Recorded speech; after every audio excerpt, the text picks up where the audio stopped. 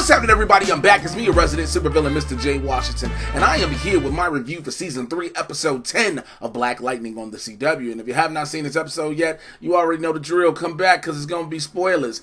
I am glad that Black Lightning is back. I'm glad to be doing the reviews for you all once again, but I feel like I would be remiss if I did not address where is the Episode 9 review, Episode 309. So, here's exactly what happened.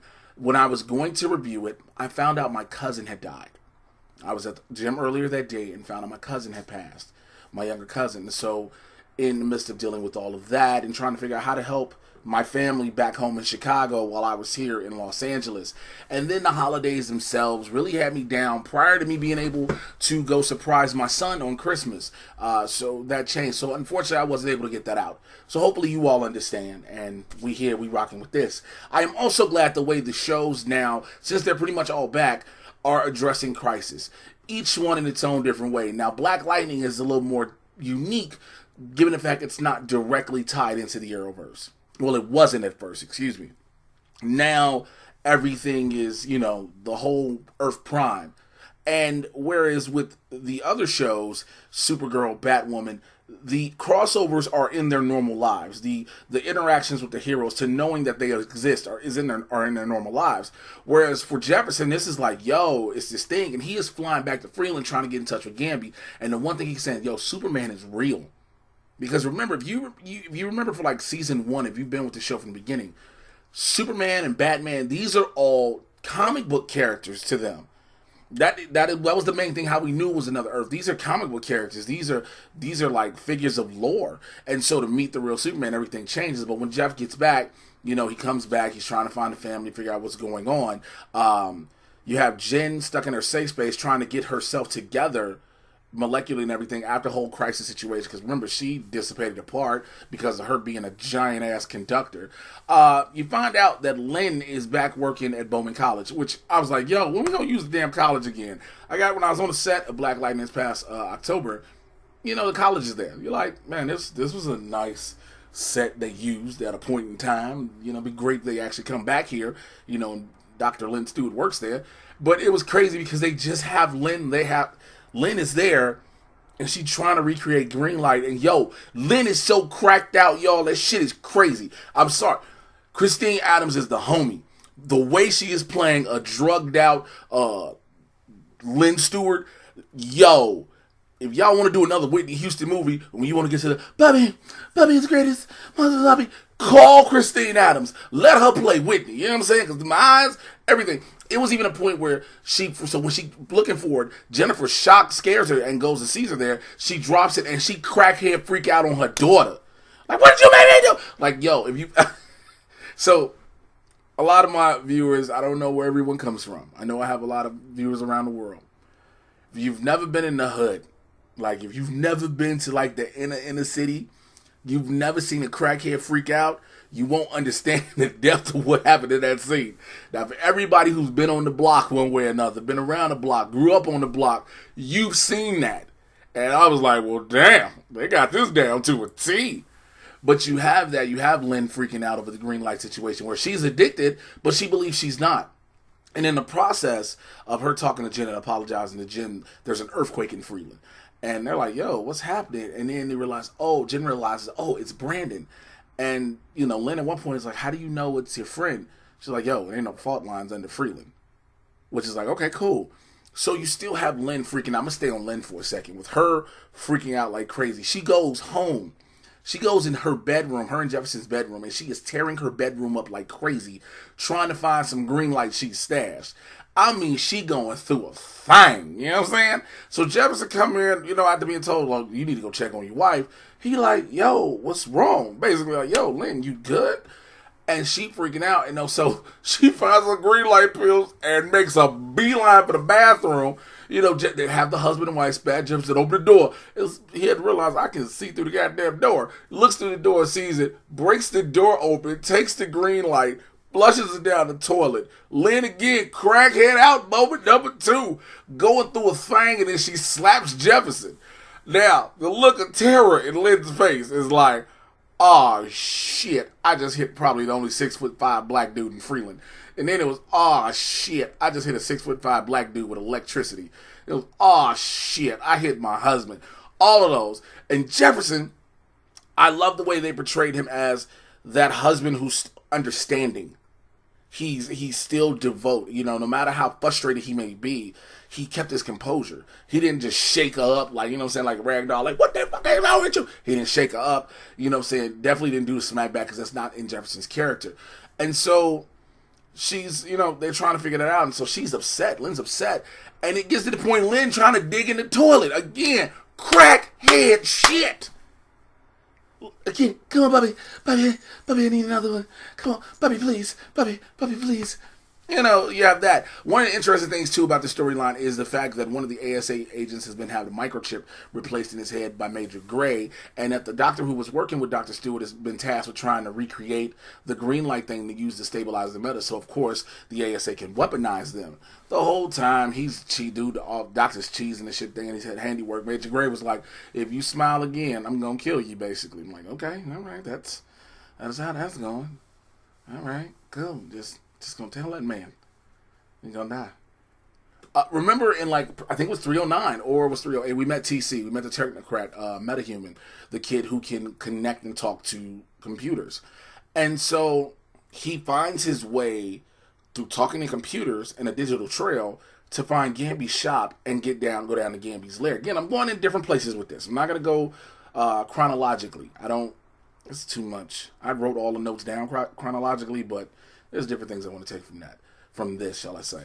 And so he's talking to the computers like this is really his friend, and in the process he finds the lair. He ultimately finds the suits, the old black lighting and a thunder suit. He finds Gamby's weapons. He's trying to figure out who is Gamby, and finds out he's dead. He sees his obituary. Gamby, eventually talks to him and is real calm. Now, I get it, you helped this kid out, this kid helped you out, and there shouldn't be any hard feelings. There shouldn't be any anger or frustration. But shorty just walked in on your secret base, and you just are calm and make him a hoagie?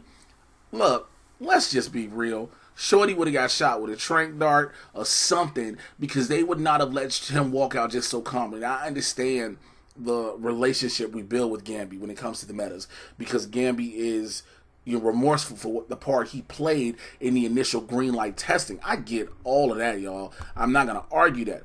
But the fact that he was like, one day, baby, I'll make you a suit and all this other stuff. And you're like, all right, cool. I guess. And that's how it's going to work. That's how it's going to work. The ASAs deal with the resistance. Now, again, you have these crisis references dropped. Each time you hear Jefferson like, it's like I ain't seen y'all in so long, I've been gone. And they're like, what are you talking about? You were just here. Again, to everyone on the Earth now, Earth Prime, nothing's changed. The heroes know differently. And you have it where Jefferson is trying to unofficially lead the resistance, because Henderson is calling him and whatnot. And Anissa as Blackbird is like, this is my deal, dude. I'm the head of this. I appreciate you being here, but you're using your male privilege. When I was like, whoa, we went there, because it is the truth. He's known for being the leader with this. Now, there's a different story when it came to the heroes, because again, I'm here to help. What do I need to do? He's going to help me get my family, all this and the third. But when it comes to Anissa, he's like, I'm more experienced than this. I'm a vet at this. You should listen to me. And Anissa has to let him know, this is my thing. This is Blackbird. This is my thing. And granted, Jefferson tries to give it a dad thing, you out here being bogus as Blackbird. But ultimately, he follows Anissa's lead, which is great. You're supposed to follow the lead of the person who is more capable. Not just who seems, but who is more capable. And Jefferson realizes that Anissa is capable as Blackbird, no matter how he may feel about her tactics and whatnot. So, I want to go back to two quick things. The ASA under Major Gray captures Jen and Brandon while trying to take them back, to make her come back to work with them, put them in the college, they get out. They're on the run, and while they're on the run, a black SUV pulls up, and Jen thinks it's Odell, and she's going to try to kill him. She blasts into the truck. It's a hologram. So, Agent Odell, this ain't over. You still work for me whether you want to or not. So I'd like to know where that's going to go forward. And I think I've seen some things because I was on set. When I was on set back in October, like I told you guys, I was there when they were filming the next episode coming up, episode 311. So I know a couple of things that are going to take place. I don't know everything, but there's going to be some stuff you're going to be like, well, damn. And you're like, okay, it all adds up. Especially for me now, having seen everything that's led up to this situation. So another thing that happens, you have the situation with that. You also have TC who tells Gambi, I want to help find who killed you, who ordered to have you killed. And Gambi's like, yo, you're not going to be able to find them. It's through Bitcoin. Which, that is a great reference to use in this real life because Bitcoin is very, very difficult to trace to its origin spot. But after all the tracking and going through all the pathways in computers and technology, finds out the person that paid for Gambi's death was Lady Eve. Yes, ladies and gentlemen, Jilly for Philly is probably going to make a return appearance on here. Now, yes, she is dead technically, but there are ways she can be resurrected. We've seen that happen in season 2. How do you think we got Lala back? So the possibilities are endless, and I'm here. Look, when I was there, again, you see the picture of Jilly from Philly. Like, you see Lady Eve's picture. So it's like, are we just going to reference her in the picture, or are we going to actually see her in the show? And I'm hoping she comes back in the physical. And again, like I said, there are ways you can do that. I was going to say something else. I had to backtrack and go around it. I didn't want to tell y'all too much, all right? But overall, I dug this episode. It's hard for those who aren't used to Black Lightning. It's going to be a little bit of difficulty following how the theme of this show is in comparison to all the other Arrowverse shows. This show has its own theme. It is not going to change its theme. This show has its own feel and its own vibe. And when you watch Crisis, of course, you're watching the Arrowverse at large, and so you know what you're getting. You see this in Batwoman, Supergirl, Legends of Tomorrow, Arrow, and The Flash, and then you have Black Lightning, which is its own thing. It's its own thing, and I get it. I definitely get it. But I hope people will love it. So if I had to give it a rating of 1 to 5, I'd give it about a 3.5, 4. You know what I'm saying? It wasn't one of the best ones. I got it. I understand. The story's still building. I'm waiting to see where it goes further. But I want to know what you thought about this episode in those comments below. So go ahead and like, subscribe. And while you're subscribing, that little area down there, there's a notification bell. Click on that bell so you know when I'm dropping new videos, man. I've dropped a bunch of stuff. I do a bunch of movie reviews. I just reviewed that godforsaken Tyler Perry movie, A Fall from Grace. It even hurt me just to repeat the name of it. But I review that and so many other things. Bad Boys for Life is up there. Winston A. Marshall and myself, we review Harley Quinn on the DC Universe, from DC Universe. And you can go back and check other videos. Check out the playlist. Reviews of Doom Patrol, Swamp Thing, all that. It's all here. It's all available, all right? Follow me on Twitter and Instagram at Mr. J Washington. It's MRJAY. You should know how to spell Washington. Join the Patreon. Join the Supervillain Squad. Please show your support. Show your love. Patreon.com/Mr. J Washington. And check out the Mad Titan Podcast. It's where I get you caught up on everything that's happening in the Marvel and DC live action and cinematic universes. It is barbershop talk for nerds. You see how I'm talking to try to be A100 with y'all and make it seem like you're talking to one of your homies. That's how we keep it on the Mad Titan. You know what I'm saying? So I'll holler at y'all later. Till then, take care. I'm out of here.